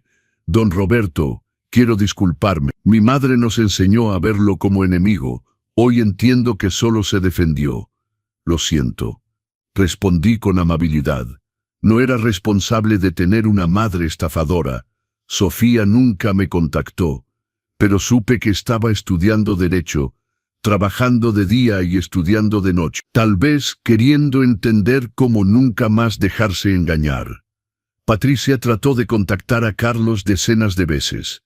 Cartas que él no respondía, llamadas que él no contestaba. Hasta que ella apareció en la cooperativa donde trabajaba. Carlos me llamó esa noche, voz firme. Papá, Patricia apareció hoy. Dijo que me amaba todavía, que podíamos empezar de nuevo, que todo era tu culpa por haberle tendido una trampa. ¿Y qué hiciste? La mandé lejos, le dije que el único amor que tuvo fue por tu rancho, no por mí, y que si reaparece, pediré una orden de restricción. Sonreí del otro lado de la línea. Hiciste lo correcto, mijo. Gilberto Fuentes tardó 3 años en recuperar todo. Ventas de bienes, embargos, porcentajes de salarios. Fue paciente pero implacable. Al final recibió los 1,68 pesos con intereses y corrección. Total, 1,750 pesos. Me contactó cuando recibió el último peso. Don Roberto, lamento que haya vivido esto. Su rancho está en venta, sonreí. No, señor Fuentes. Nunca lo estuvo. Y nunca lo estará. Se rió, respetuoso. Me lo imaginaba. Pero tenía que intentar. Hombres como usted son raros. En cuanto a Carlos, mi hijo, realmente cambió. Salió de prisión definitivamente en marzo de 2029 después de purgar 4 años entre régimen cerrado y semiabierto. Flaco, barbado, pero con ojos diferentes, limpios, honestos. Consiguió empleo fijo en la Cooperativa Agrícola de Guadalajara, ganando 100.500 pesos al mes. Rentó un departamento pequeño de una habitación, compró muebles de segunda mano, cocinaba para él mismo, pagaba sus cuentas a tiempo. El 30% del salario todavía iba a Fuentes. Iba a tomar otros 8 años terminar de pagar. Pero no se quejaba. Pago por mis decisiones, papá, y es justo. Visitaba el rancho una vez por mes. Al principio nos quedábamos a platicar en la terraza, tomando café, distantes pero presentes. Nunca pidió dinero, nunca pidió favores. Solo quería reconstruir nuestra relación. Y poco a poco, ladrillo por ladrillo, reconstruimos. En junio de 2029 me pidió si podía pasar un fin de semana en el rancho. No en las habitaciones principales, en el cuarto del personal. Quisiera ayudar con los caballos sin que me paguen, solo para recordar cómo era. Acepté. Ese sábado se levantó a las 5 de la mañana conmigo. Fue al establo, limpió los boxes, bañó a los caballos, cambió el heno. Regresó con las manos sucias, la ropa mojada y la sonrisa más grande que le había visto en años. Había olvidado qué bueno se siente. Almorzamos juntos, platicamos de caballos, de genética, de planes para la próxima temporada de reproducción. No hablamos del pasado. No era necesario. Antes de irse el domingo en la noche, me abrazó. Un abrazo largo, apretado. Gracias por no abandonarme, papá. Los padres nunca abandonan, mijo. Solo esperan a que los hijos despierten. A finales de 2029, Carlos estaba en una nueva relación. Una veterinaria de la cooperativa. Una mujer sencilla, honesta, 2 años menor que él. Me la presentó nervioso. Papá, esta es Lucía. Ella sabe todo. Mi pasado, mis errores, la prisión. Y aún así quiso conocerme. Miré a la joven. Era bonita de forma simple. Cabello recogido, sin maquillaje, manos callosas de trabajo. Me saludó con respeto auténtico, sin falsedad. Don Roberto, es un honor conocerlo. Carlos habla mucho de usted. Cosas buenas espero, bromeé. Sonrió. Cosas honestas, y eso es mejor que cosas buenas. Me cayó bien de inmediato. Volví mi atención al rancho. Seguía productivo, rentable. En 2029 facturé 1,950.000 pesos, mi mejor año. Compré 16 hectáreas de tierra adyacente. Invertí en nuevas tecnologías para los establos. Entrené un equipo de 5 empleados jóvenes y dedicados. El rancho ya no me necesitaba para sobrevivir, pero yo todavía lo necesitaba, porque esta tierra no era solo un negocio, era mi identidad. Era todo lo que había construido con sangre y sudor, cuando el mundo decía que fracasaría. Y mirando hacia atrás en esos 2 años y medio, me di cuenta de algo: no solo salvé mi rancho, salvé a mi hijo. Salvé mi propia dignidad. Y probé que hombres como yo no se rinden. Sin importar la edad, sin importar el dolor, sin importar la traición. Porque la dignidad no es algo que te dan. Es algo que conquistas cada día levantándote, luchando, resistiendo y cuando es necesario contraatacando. En enero cumplí 71 años. Me desperté esa mañana de cumpleaños, preparé mi café, me senté en la terraza mirando el sol levantarse sobre los campos dorados del rancho. Estrella de la mañana pastaba tranquila cerca del establo. Tenía 18 años ahora, retirada de la reproducción, viviendo sus últimos días en paz. Y tomé una decisión sobre el futuro, sobre el legado, sobre lo que realmente importaba. Llamé al licenciado Enrique para una reunión. Llegó con su portafolio de cuero gastado, sus lentes de lectura colgados del cuello y una sonrisa curiosa. Roberto, dijiste que era urgente. ¿Todo bien? Todo muy bien, Enrique. Pero debo cambiar algunas cosas en mi planificación sucesoria. Abrió su portafolio, tomó una pluma. Te escucho. Respiré profundo y expliqué mi plan. El 40% del rancho, incluyendo 50 hectáreas de tierra, el establo principal y 6 yeguas reproductoras, sería donado para crear el Instituto María Elena Mendoza de Emprendimiento Rural Femenino, una organización sin fines de lucro dedicada a enseñar a mujeres viudas, divorciadas o en vulnerabilidad social a trabajar en el agronegocio. Cursos gratuitos de manejo de ganado, crianza de caballos, gestión rural, administración financiera. Todo lo que tuve que aprender solo en el dolor. Estas mujeres lo aprenderían con apoyo, estructura y dignidad. Quiero que sea algo que me sobreviva, expliqué. Algo que muestre a otras mujeres que sin importar tu edad, sin importar si estás sola, puedes reconstruir tu vida. Enrique sonrió, emocionado. María Elena estaría orgullosa. Lo sé. El resto, la casa principal, el resto de las tierras, los caballos campeones, todo el patrimonio financiero sería colocado en un fideicomiso irrevocable. Carlos podría acceder a ese fideicomiso solo a los 50 años, en 8 años, y solo si cumplía 3 condiciones no negociables. Primera, probar un cambio de carácter con trabajo honesto continuo durante al menos 8 años, sin deudas, sin juicios, sin fraudes. Segunda, terminar de pagar todas las deudas restantes con Gilberto Fuentes. Tercera, trabajar como voluntario en el Instituto María Elena Mendoza durante al menos 2 años, enseñando a jóvenes los errores que cometió y las consecuencias de malas decisiones. ¿Y si no cumplen las condiciones?, preguntó Enrique. Entonces el fideicomiso será disuelto y todo el patrimonio irá al instituto. Carlos no recibirá nada. Enrique anotó todo. Levantó los ojos. ¿Está seguro? Es una decisión dura. Estoy absolutamente seguro, porque si algo aprendí en todos estos años es que el legado no se da, se gana. Mi hijo debe probar que es digno del apellido que lleva.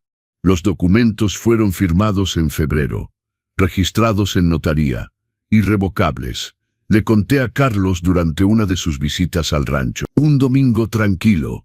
Estábamos en la terraza tomando limonada cuando puse los papeles sobre la mesa. «Mijo», Debo mostrarte algo. Leyó página por página. Cuando terminó tenía lágrimas en los ojos.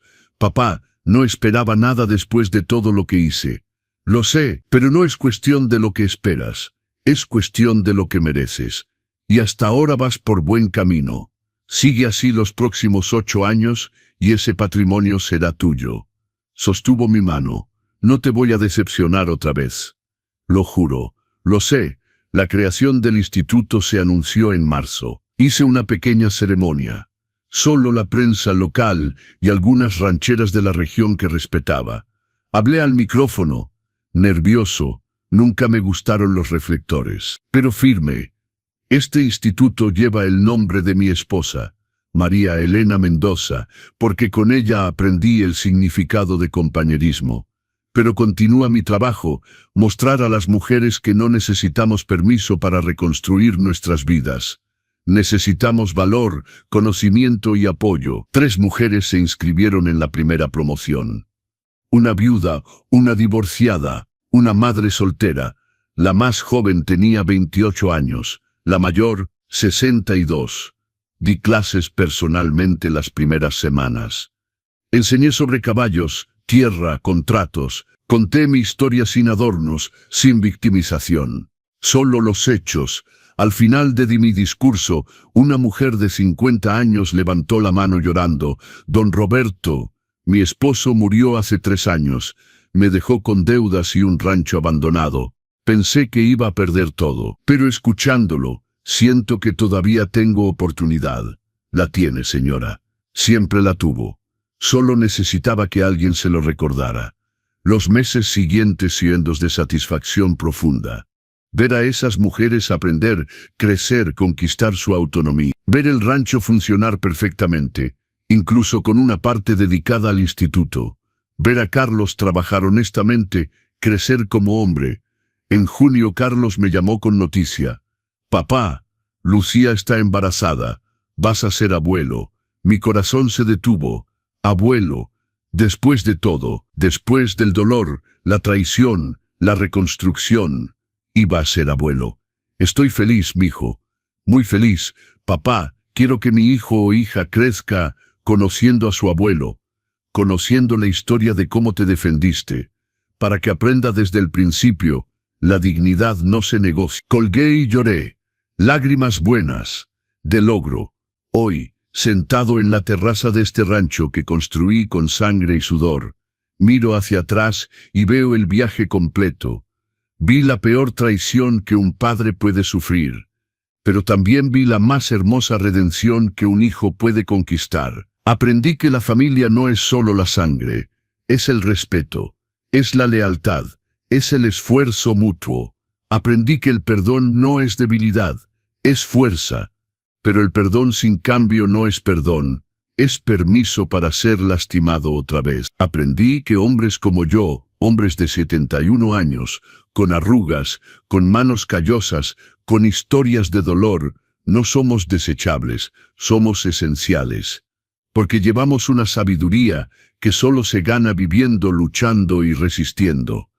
Todas las mañanas me levanto a las 5. Hago mi café, voy al establo, saludo a Estrella de la mañana y agradezco estar vivo, sano, fuerte, porque mientras respire, este rancho prosperará, y cuando me vaya dejaré un legado más grande que tierras y caballos. Dejaré historias de resistencia, de dignidad, de hombres que no se doblaron, y eso, mi hijo finalmente lo entendió.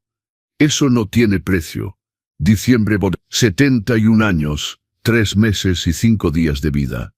Sentado en la terraza del rancho con una taza de café caliente entre las manos, observo a mi nieto. Mateo, 3 meses, duerme tranquilo en los brazos de Carlos. Mi hijo mece al bebé con cuidado, tarareando suavemente una canción que yo le cantaba cuando era niño. El ciclo se cierra. Lucía está en la cocina preparando el almuerzo. Insistió en cocinar aunque le dije que no era necesario. Don Roberto, después de todo lo que ha hecho por nosotros, déjeme cuidarlo hoy. ¿Cuidarme a mí? Qué concepto extraño y reconfortante al mismo tiempo. Mateo se mueve en su sueño. Carlos ajusta la cobija. Esa misma cobija de algodón que usé con él hace 38 años, lavada y cuidada durante décadas. Me mira y sonríe. Papá, ¿recuerdas cuando me dijiste que solo entendería cuando tuviera un hijo? Asiento. Ahora entiendo. Miro a este pequeño y pienso, haría cualquier cosa por él. Y tú hiciste todo por mí, y yo pagué con traición. Su voz se debilita. Todavía carga la culpa. Siempre la cargará. Las cicatrices no desaparecen. Solo enseñan a vivir con el dolor. Te estás redimiendo, mijo. Cada día, con cada decisión honesta. Asiente. Mira a su hijo. Le voy a contar cuando crezca. Le voy a contar del hombre horrible que fui. Y del abuelo increíble que me salvó de mí mismo. Me levanto. Camino hacia ellos. Acaricio el rostro de Mateo. Piel suave, olor a bebé, futuro puro. Y murmuro. Naciste en una familia que conoce el dolor, pero que también conoce la redención. Nunca lo olvides. Estos últimos meses, muchas cosas cambiaron. El Instituto María Elena Mendoza graduó su primera promoción. 23 mujeres que llegaron rotas y salieron empresarias rurales. 3 de ellas ya dirigen pequeñas propiedades. 5 trabajan en cooperativas ganando salarios dignos, todas con autonomía financiera, todas con dignidad restaurada. Una de ellas, María, 57 años, viuda, madre de 4 hijos. Me abrazó el día de la graduación llorando. Don Roberto me enseñó que no necesito hombres para sobrevivir. Necesito conocimiento y valor. Siempre los tuviste, María. Solo necesitabas que alguien te lo recordara. Carlos completó 6 años de trabajo honesto en la cooperativa. Fue promovido a supervisor, salario de 14.500 pesos. Ahorra el 40% cada mes. Planea comprar un pequeño terreno en 2 años para tener su propia cría de ganado. Pequeña, humilde, pero suya. Terminó de pagar a Gilberto Fuentes en septiembre. 8 años de deuda pagada. El día del último pago me llamó llorando de alivio. Se acabó, papá. Soy libre. Finalmente libre, y comenzó como voluntario en el instituto. Todos los sábados pasa el día enseñando a jóvenes sobre administración rural. Y al final cuenta su historia. La historia del hijo que lo tenía todo y lo tiró. La historia del hombre que fue a prisión por robar a su propio padre. La historia de la redención ganada día tras día. Los jóvenes escuchan en silencio. Algunos con lágrimas, porque la verdad duele, pero enseña. Patricia desapareció. Supe que está en León trabajando en un restaurante de carretera. Sola, sin dinero, sin hijos, sin nada. No siento lástima. No siento rabia. No siento nada, porque solo fue una tormenta pasajera en mi vida. Y las tormentas pasan. Lo que queda es la estructura que construiste para resistirlas. Hoy, mirando alrededor, veo lo que realmente importa. Veo a mi hijo sosteniendo a su hijo con amor verdadero. Veo mi rancho productivo próspero, con empleados jóvenes dedicados. Veo el instituto formando decenas de mujeres cada año. Veo a Estrella de la Mañana pastando en paz, vieja pero digna. Veo mi vida, una vida que pudo terminar en amargura, pero que elegí reconstruir con propósito. A veces cuando estoy solo, vuelvo a ese momento. Esa llamada telefónica. Papá, nos vamos a Estados Unidos mañana. Tu rancho y tus caballos ya fueron vendidos. Adiós. Recuerdo mi corazón rompiéndose, la sensación de ser desechable, de no importar, pero también recuerdo lo que vino después, la investigación silenciosa, el descubrimiento de pruebas, el momento de voltear el juego. Y entiendo ahora que esa llamada no fue mi destrucción, fue mi despertar. Porque hay una fuerza en hombres como yo, los hombres que fueron subestimados, tirados, llamados viejos, tercos, obstáculo, una fuerza imposible de medir. La fuerza del que construyó todo de cero, del que sobrevivió lo imposible, del que se negó a rendirse cuando el mundo entero decía que debía hacerlo. Mateo se despierta y empieza a llorar. Carlos lo mece nerviosamente. Todavía está aprendiendo. Tomo al bebé de sus brazos, lo coloco contra mi pecho y el llanto se detiene instantáneamente. ¿Cómo haces eso?, pregunta Carlos admirado.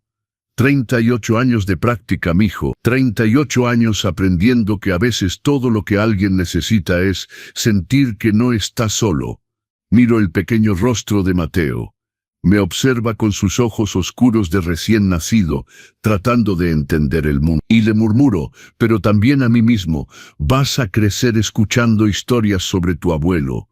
Algunas verdaderas, algunas exageradas, pero quiero que sepas la verdad más importante. No soy especial, soy solo un hombre que se negó a ser quebrado. Y tú, mi amor, vienes de un linaje de resistencia.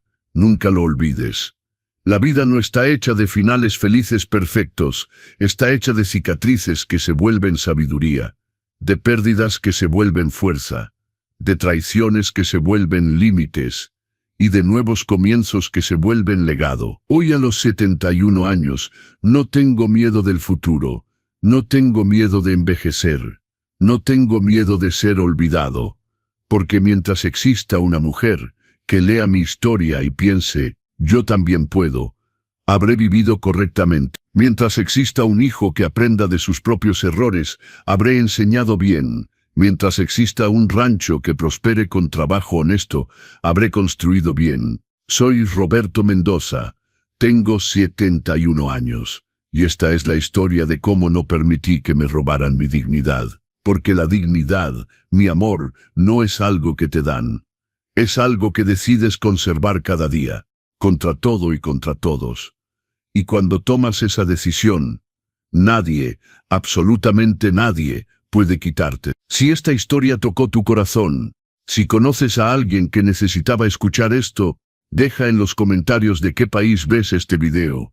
Quiero saber si esta historia llegó hasta ti, donde sea que estés, porque las historias de resistencia deben compartirse para que otros hombres y mujeres sepan, no están solos, y son más fuertes de lo que imaginan. No olvides darle like a este video, suscribirte a los consejos del abuelo y activar la campanita para no perderte ninguna de nuestras historias de valor y justicia.